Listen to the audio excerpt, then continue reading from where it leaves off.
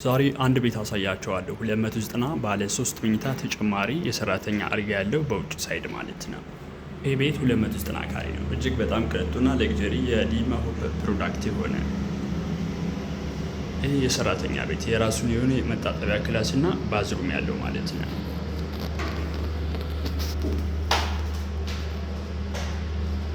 ይህ ቦይለራችን ሜድ ኢን ኢታሊ ወይም የሚላን ፕሮዳክት ነው። ይህ ደግሞ በራችን ይሆናል። ከ4 ሰዓት እስከ 5 ሰዓት እሳትን መቋቋም የሚችል ሜድ ኢን ኢጣሊ የሆነ በር። ይህ በር ከ4 ሰዓት እስከ 5 ሰዓት እሳትን የመቋቋም የሚችል ሆኖ 7 አይነት የቁልፍ አማራጮች ያሉት በር ነው የሚሆነው ማለት ነው። ማስተር ካርድ ይኖረዋል።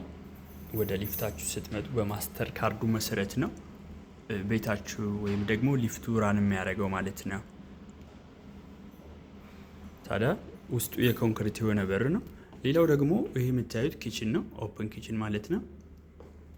ራሱን የቻለ ኢንዱስትሪያል ሳከር የተገጠመለት ኪችን ነው የሚሆነው።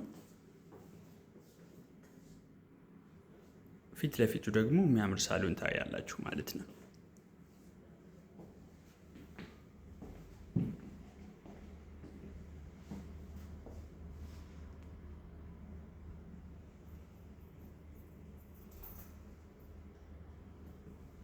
ይህ ሳሎን ነው።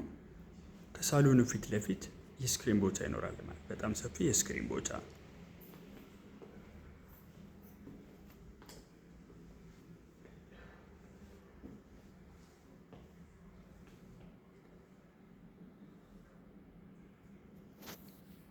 ከሳሎኑ ጀርባ ደግሞ ያለ ባልኮኒ ላሳያችሁ። ረጅም ባልኮኒ